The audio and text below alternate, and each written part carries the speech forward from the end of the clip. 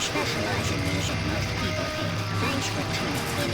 Make sure you check out our Facebook page, Instagram, and our website.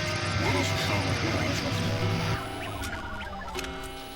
you. What do you think is super important to stress when being in a band that most bands don't do? I don't want to sound super generic, but I'd say creating something that other bands don't do. Yeah. I don't know. Like a lot of bands do, you know, I love the whole I would rather see this band live than listen to the recording thing. And we're not technically like that, but you know, it's just like I feel, you know, like if I listen to a recording, like, man, I want to listen to this band live. I want to mosh. I want to just fucking slam some shit. Like, and then you go see that band and they pursue your exact thought about them. Like when you were listening to the recording, I feel like that is the most important thing to do. Gotcha. And that's what we try to do. Mike, while I agree with you, I'd like to build on that. I think the best way to succeed as a band starting off is to give your cousin $25 to Photoshop you a logo. You make a Facebook, you dump every penny that you have into Facebook promotion, every cent. And then you throw up a cell phone recorded band practice jam, and then you don't do anything on that social media for months. And then you complain about it, you know? not getting likes. Yeah, it'll make people want it, and then you know you just you take it from there. Exactly. So, how does Lich King overcome writer's block? By listening to bands that they like. Yeah. And hanging out with each other. Everything goes smoother just because we're all such good friends, you know? Like when we're spending time together, everything comes naturally. Gotcha. Yeah, and like keeping the same thrash formula from the 80s and writing riffs that haven't been written yet, but still in the same tasteful matter as the legends, you know? Yeah. So, who does like the majority of the like pre-production? Tom does? Yeah, like riff writing and like rough drums or structures and stuff like that. That's Tom, yeah. Okay. Do you guys personally have like a home studio available? Because like I know that Brian, bands a lot. Our drummer Brian, he is the co-owner of Sonic Titan Studios, based out of Shelburne Falls. Shelburne Falls, Massachusetts. He's an up and a running professional studio, takes on multiple clients each month, is always involved in the scene and everything with multiple bands that have always recorded through him, especially like local ones and stuff. Yeah, and he's also nasty at Rocket League. Yeah. Word. That's probably he gets a settlement check from Rocket League each month for how good he is, and that I think that's how he pays for his gear at the his studio. Rent. That's how he pays for his rent. But no, Brian's recorded the World Gone Dead onward. That's when Brian was involved and recorded stuff and has done everything since then. Gotcha. So would you say, no, it's a shitty question. So being in a super successful, like unsigned band, what are your opinions on like having a record deal? I don't really think we have any opinions on it at all. This is just like we didn't go out of our way to make it happen this way, and there actually was a label for Do Over. Mike would be able to explain that better than I can, but yeah, it's basically just we've just been chugging along, trying to do as much as we can, right, and making it work. I think you're better off from what we're doing and how like well it's been going. Like, I don't think it's necessary. And Yeah. I feel like the more like promotion wise, it's beneficial rather than signing a deal to get, I don't know, less than 40% Exactly. if we're not putting out, you know what I mean? It's just Yeah, certain things like that. And that's what I was kind of trying to ask, because like all the bands that I've talked to so far that don't have a record deal, they're like, I would never go back. Like, there's no point. Like, you get a percentage and you lose out a cut, and like you guys, it's all yourself.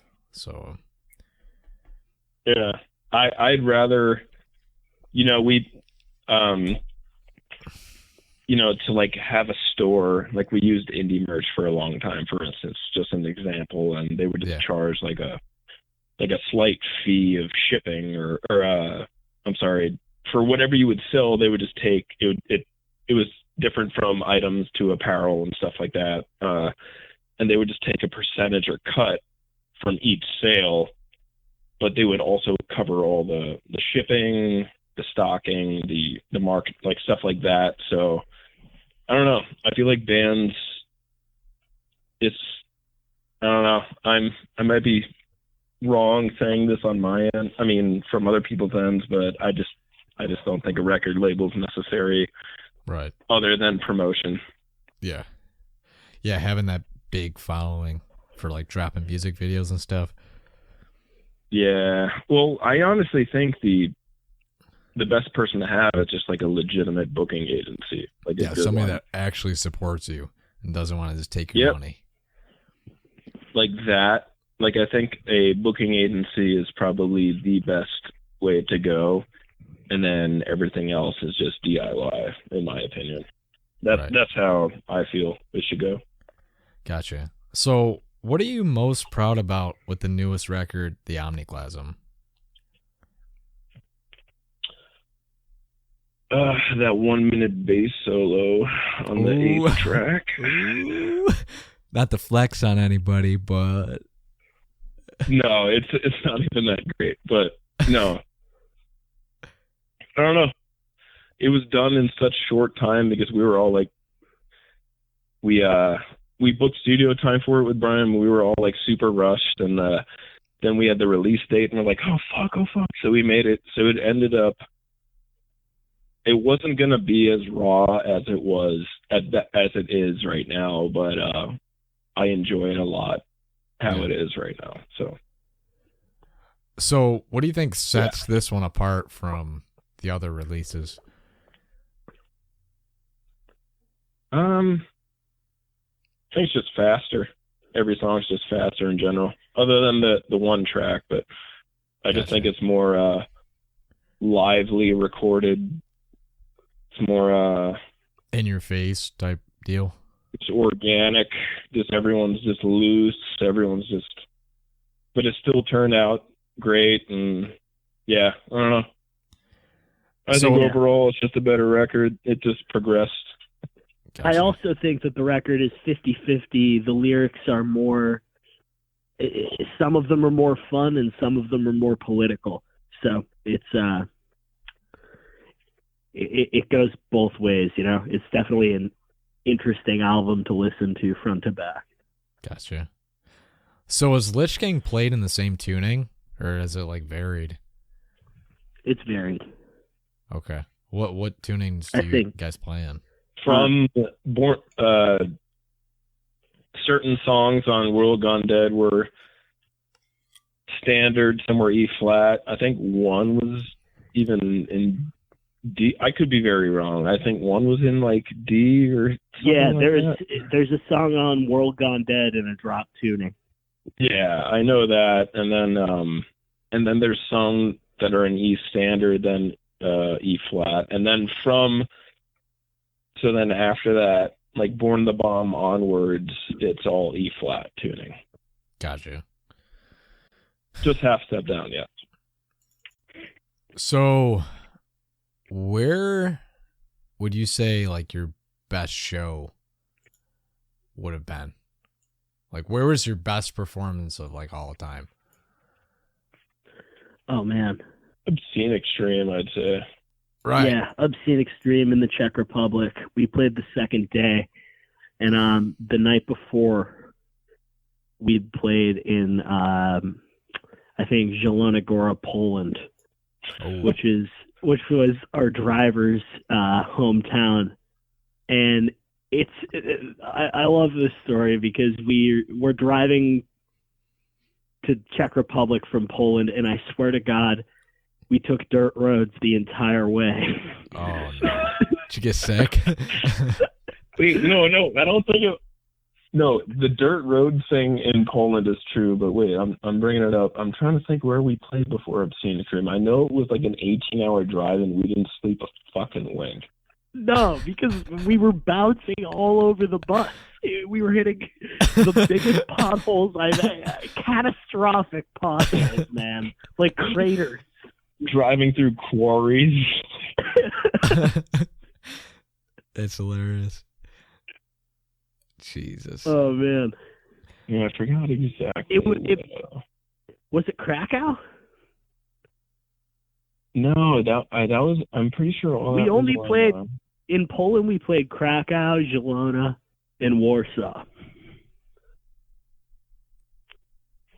Yeah, I don't know. I think it was Zielona. No, maybe not. I don't fucking know, man. It doesn't matter. They're all good. Yeah, They're all fucking good. Europe's all. So probably the most important question out of this whole interview is what is the beer that is always on that touring van? What is the beer that's always on that touring band? Van. Like us, or just in general? Just in general, like what do you guys drink? It's such a fucking. We drink whatever's cheap most of the time because we're on tour, you know. Yeah. We don't really do like a lot of one-off or week runs or anything like that. We usually just go ahead and do like a long-ass tour and get it all done at once. So like, we have to set up a budget and be smart at that point. So I mean, we're down to drink whatever's the local cheap favorite, depending on where we are. Yeah, so, I mean, like it used to be like, here's a 30 case of PBR and 2 Domino's pizzas. Go fuck yourself.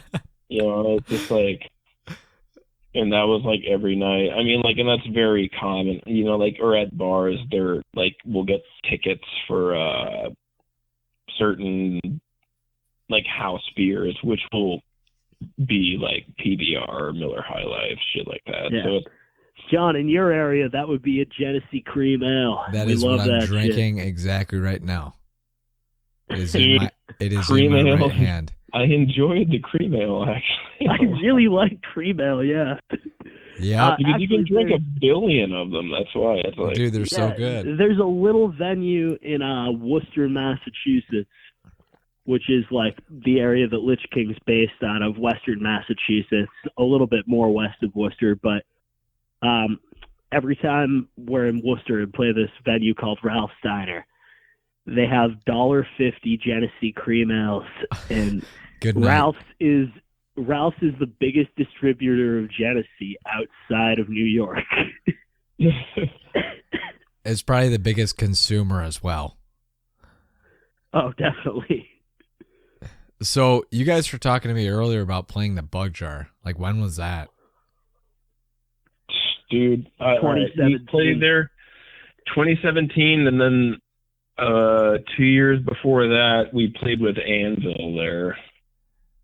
Where at? Oh, The you Bug played Jar, with we Anvil. played with Anvil. Oh, I got you. Unfortunately. Gotcha. How was that? Was it packed or no? It was packed. It's just the best part and memory of that show is that Anvil's drummer, I forgot. He's the dude with the very tiny feet and cowboy boots and the do-rag. He set up his full drum set, and Brian had to play on the ground. Yep. That's a common thing at the Bug Jar, dude. Fuck, There's what's no that guy's space. name? Rob Reiner. That's it. I don't know how I remembered it instantly. Dude, as soon as and you I will never forget.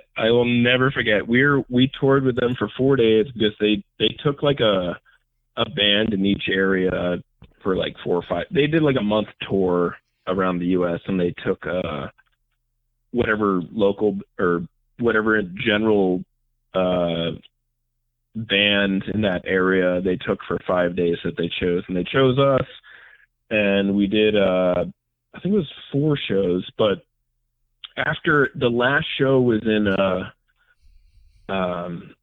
was somewhere in New Jersey. It was like not Long Branch, it was somewhere down the shore, and we spoke every single night after the show. We spoke to them, we hung out with them and everything. After the last show, I went to Rob Ryan. I was like, "Oh man, it was cool touring with you guys." It was like, and he was like, "Thanks for coming out tonight." And I'm like, Oh "Dude, my I was with you fucking for God, 4 days." dude. Are you kidding? And then he was like, "Oh, that's very good. Do you have weed though?" You're like, yeah, let me help you after you just said that to me, dude. So like, that's like, we had this ongoing joke that Anvil ate all of our food and drank all of our weed. They drank all of our weed. That's it.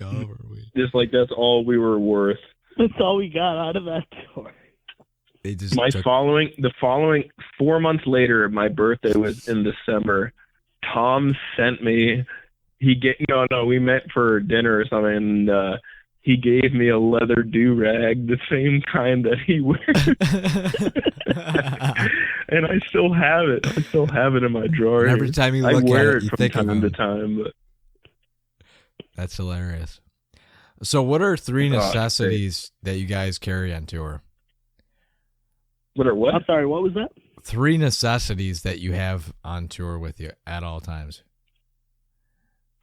Well, number 1 is a Nintendo Switch, so Mike and I can continue our rivalry of NBA.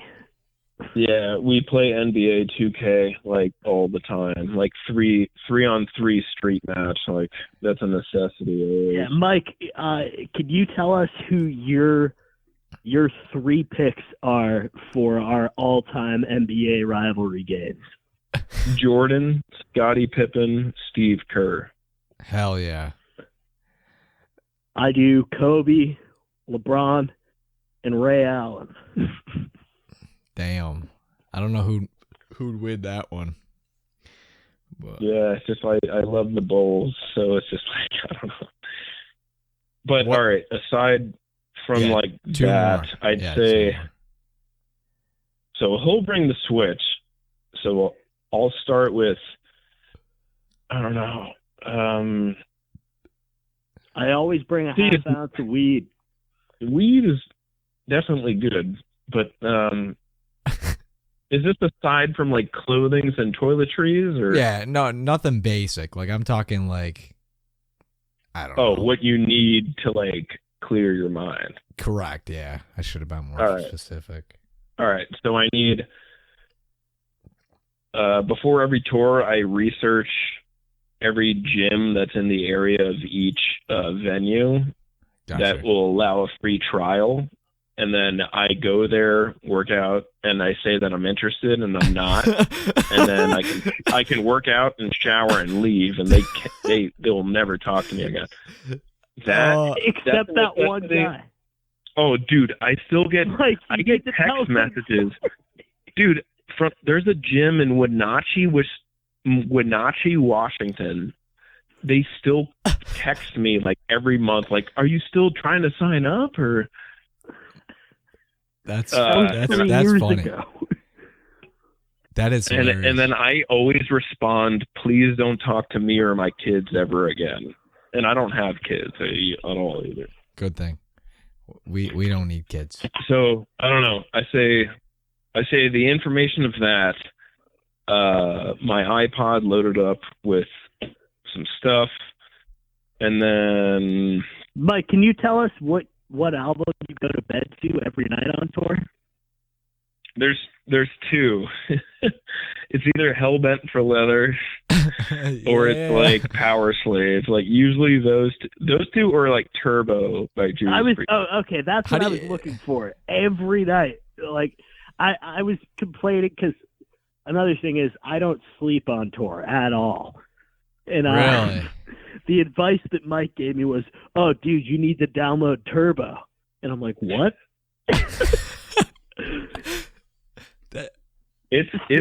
It's my top. It's in my top 3 Priest albums, and it's just so calming and it's like relaxing, and you can also get a huge pump at the gym from that. That's why I don't know. I love that album. I don't know. Yeah, I got a funny story to tell you guys. I honestly don't remember who I talked to, but this dude told me that they would go to hotels in the morning and act like, you know, they booked there, and then they get breakfast every day. They just walk in, steal the food, walk right out. So that's not a bad. I mean, that's shitty, but like, I don't know. They should leave a tip for the waiter or waitress and then dip. That's what I would say. I would leave like for like a group of people. I don't know. Leave like a giant but if I was leaving a tip, I'd rather go to Denny's then. Like why to go to a hotel breakfast buffet? Yeah, good old Denson's. Yeah, Denny's is good, man. You get that biscuits and gravy, man. Ooh. No. We're all about the 1, 2, 3, 4 menu. Oh yeah. Well, it's on the 1, 2, 3, 4, man. It's $4. But this is what I would do. So you can do. So at 4, so $1 is 2 eggs. I would get 8 eggs and get nothing else. I would just get 8 scrambled eggs for $4, and then I'd leave like $3 as a tip or whatever, and that would be like my meal or whatever. And that's that. But it's like, no, for hotel wise, I don't know. I'd feel wrong. Oh no, that's horrible, man. When that dude told me that, I was like, what the fuck, man? I mean, you're smart, but at the same time, that's douchey. It's terrible. But if you're staying there and you eat the breakfast and you happen to take an extra orange with you, you know, I feel like that's all right. I feel like that's okay. Yeah, I mean, if you've already paid for the buffet, like, I'm down with, like, you know, taking a little something for later. That's a gift. Yeah. Just acting like we've never been like super. We've never done anything like wrong food wise. We're always very considerate and polite about certain things, but if they do offer all you can eat, we will scavenge the hell out of that idea. Hey, yeah. Mike, speaking of considerate and polite to all service workers, can you tell us the story of RPM Fest in the secret bar? Oh my god. Oh my god. I would have never, like, all right. I want to, but I don't know how to, like, tame it.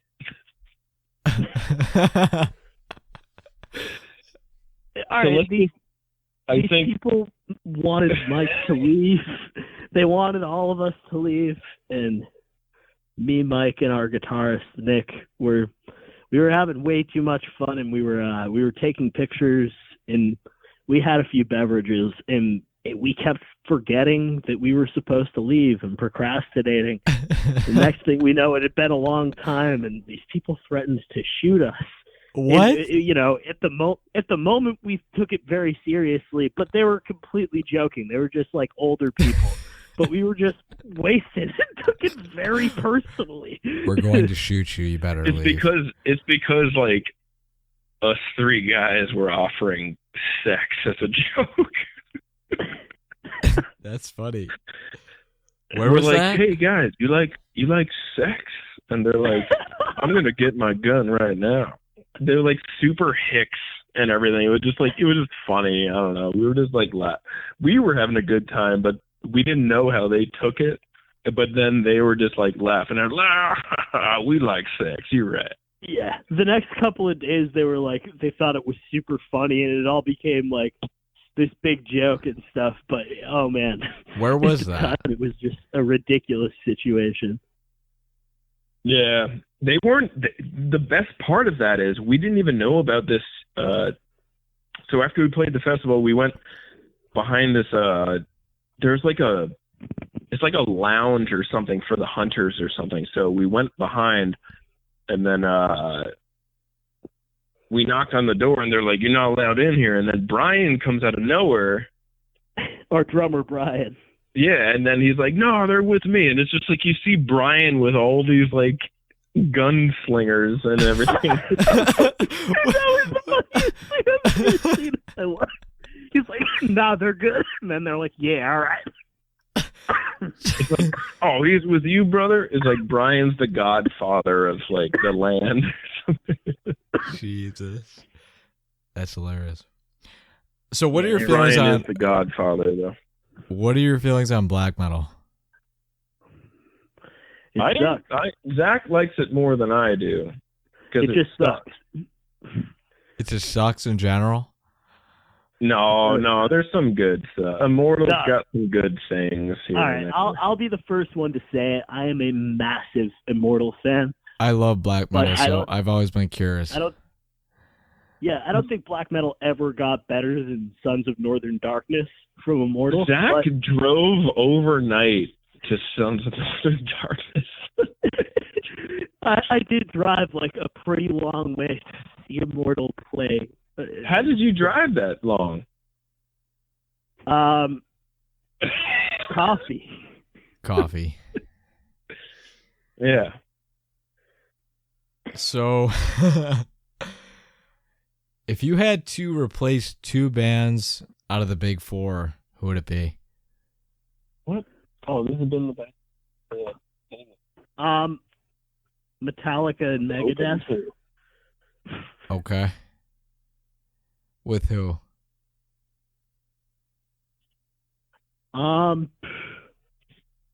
Exodus, for starters. Mike, are you there? Yeah. You have to pick the other one. For what? I'm sorry. He said if you had to replace two bands in the big four, who would it be? I said Metallica and Megadeth. And I said one of the bands I would replace. I agree. With is, Nah, yeah. I don't know. Dude, for me, where I like the super crossover, like I'm more into punk and hardcore and really raw stuff. Anthrax and Slayer. I mean, that goes without saying for me. The thing is, Megadeth without a doubt out for me. But Chopped. the other three is just it's very difficult. I am not a giant. I like Megadeth, I like them, but they've never done anything musically for me. They've never done anything like, I don't know. I would never put them in my top 10 albums at all. I honestly love them.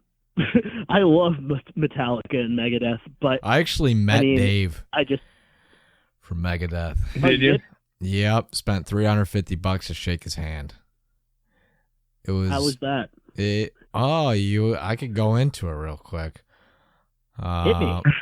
Yeah, so I mean, there's a huge line, maybe 200 people, $350 a piece, right? You think it'd be a little nice, but I get up in line to take a picture, right? And I was all nervous and shit because I was like fucking super young, and I'm like, oh my goodness, man, he's a god, and we took one picture and I walked away, and we were supposed to take two, and Dave's like, what the fuck are you doing? I'm like, bro, I thought it's done. Like, one picture, I'm out. He's like, no, man, take one more. And I was like, all right. Like, he just like raised his voice. I'm like, okay, Dave. I mean, at least he made sure you got your money's worth. I was like, shit, man. Fuck. All right. Yeah, I don't know. Megadeth has some. I like Megadeth a lot, but I'm just saying between those four bands or just any thrash band, I don't know. Megadeth has never influenced me in any way whatsoever. but I enjoy them. Gotcha. So I'd have to say, I love the stompiness of Anthrax. Like, I love it. I'd have to Nah, say dude, not just Metallica and Megadeth can go. I'll keep Slayer and Anthrax. dude. Anthrax has those gang vocals in like this massive delivery and presence, and also I need to give Anthrax props for something because they did the most rock and roll thing I've ever seen. And I saw them at a Mayhem Fest back in the day. It was Slayer, Anthrax, Motorhead, High on Fire, 3 Inches of Blood. It was like an insane lineup. And so Anthrax, so that they could play the parking lot stage, which was general admission, and everybody could mosh and be up front and go crazy. They chose to play the parking lot stage instead of opening the main stage right before Motorhead, and pass that on to a younger band. And I thought that was like the coolest thing I'd ever heard in my life. So Anthrax has my respect forever. I actually was supposed to see them twice, but both shows got canceled. I had VIP actually to meet Scott, but that took a shit. For what? Anthrax, dude. They were playing a show at the Anthology in Rochester, but they canceled. But that's a bummer. Yeah, super bummer. But where do you think? And who would replace them with? What's up? Who would I? Yeah. Who would you replace them with? I'm sorry, we never completed it. I apologize for cutting you off, John, but we never replaced them. Yeah, I said two. Exodus for starters. Oh, I agree 100%. Mike, I need you to decide on the other one. All right.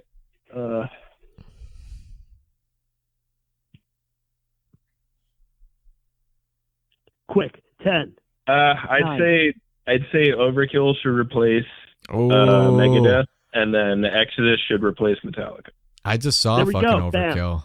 I literally just saw Overkill like 3 weeks ago.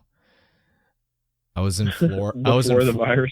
Yeah, dude. I'm not kidding. And you saw Exhorder in them. Yep, Exhorder. They were fucking sick. I was in Florida, and I was like, shit, man. I'm going to see fucking Overkill. They were fucking awesome. But dude, I've seen them like 1,000 times. Like, I'm from New Jersey as of last year. They would always end their tours at Starland Ballroom in New Jersey, and I've seen them in Philly. I've seen them probably over 10 times. I love them so much. Yeah, we played a really cool show with them at Full Terror Assault. I'm a huge D.D. Verney fan, so just like my bass tone halfly comes from D.D. Verney. You know. The rest of the half Alex Webster from like the Bleeding area, Cannibal Corpse. So. Yeah. Buffalo represent, so dude. Like, that's right. That's right. That's where now I'm from. Now it's Tampa, though. That's where I'm from, Buffalo. So, where do you think the thrash metal scene is most popular, like right now? L.A. Word. No, I totally agree with that too. It's strange. I feel like it's like it's very different. I mean, like probably LA just because that's like the main spot. But you also got to get you also have to like talk about like Texas, Detroit, dude, yeah. I'm sorry, Chicago, and then the New York, New Jersey, Philly. I count that as one. Like that area, just like I don't know. Thrash is pretty dominant in a lot of those areas. Right. Yeah, I went to a few shows in think of LA because I mean, LA they roll out, man.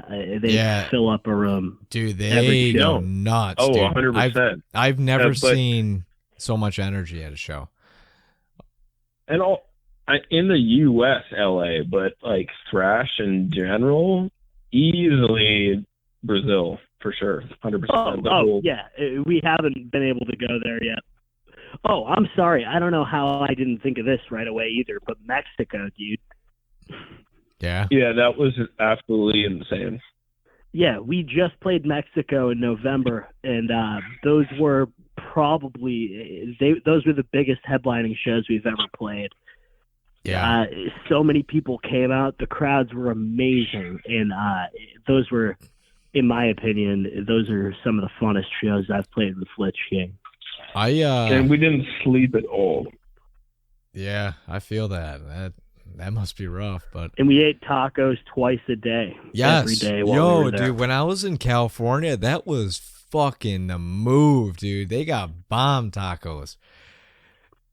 Oh yeah, dude. Steak skillets, Taco trucks man. forever.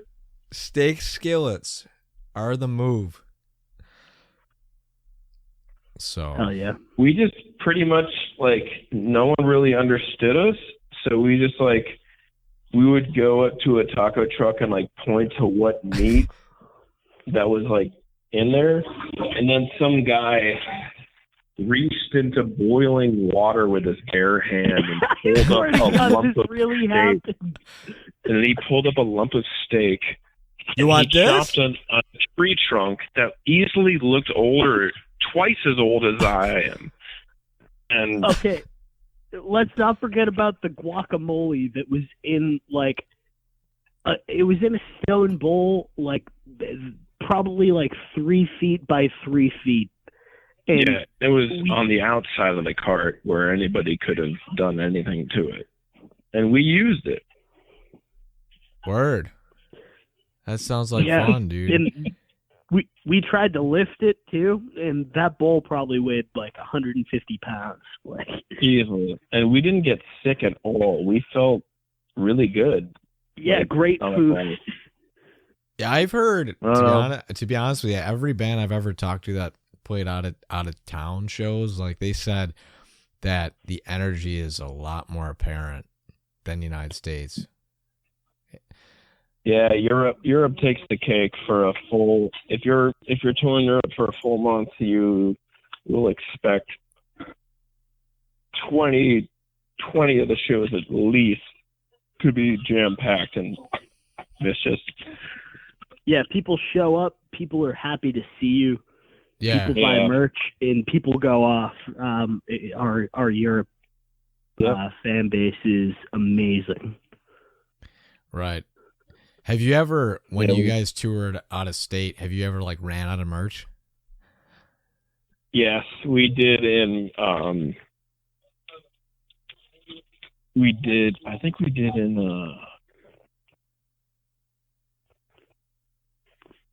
did in Europe, and we had to get it we had to get it reprinted and sent. And Australia. Yeah. Right. Yeah, we had to re-up on merch more than once in Australia, I think. That'd be more of a Joe question. Joe Yeah. handles it, or, Yeah, can we phone in Joe real quick so we can pull Yeah. up the spreadsheets and They'll give be us like- the numbers? They'll be like, "What the Yeah. fuck type of question is this, dude? Like, why does he give a shit?" Dude, yeah, I'm by the way, our rhythm guitarist, Joe, he is like our numbers genius. I mean, That's Joe good, is dude. Lich King, pretty much. You need one. yeah, we are so blessed to have that guy, man. You need one guy to be on he's that. like everything. He like does everything. He's like the handyman. He's the businessman. I don't know. That Without guy, Joe, we'd crumble. yeah, he built the Lich Bus with his own two hands, like built all our bunks that got us through our 55-day tour in the U.S. And No. that guy, we were parked in a sand parking lot in Jacksonville. I'll never forget this. It was like beach sand. And Joe got under the bus and changed our starter in like On the the move. worst condition he could have ever been under this bus. Like, comes That's out. also. But in the meantime, you were wrestling Brian to the death.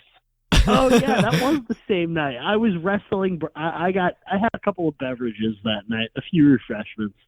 I was Hey, the man. referee for. I swore that they wouldn't wrestle together, and they wrestled to the sand. And Brian's did. a hard man to take down because he's all mid waist, like from like belly button to the top of the knee. He is like, you can't take it down. Like, Yeah, maybe if you're like over 6 feet tall, but I'm the same height as Brian, and made it happen. It was good times. Yeah, you always gotta have that one guy in the band that actually gives a fuck and is not drunk all the time. yeah, So exactly. how do you think the thrash metal scene has evolved? You know, since the 80s, like in a good way or a negative way? Yeah, I think it's gotten a little bit smaller for sure, Right. but it's gotten younger. It appeals to people of all ages, you know, but it's timeless. People still get into it, and the numbers seem to continue to increase.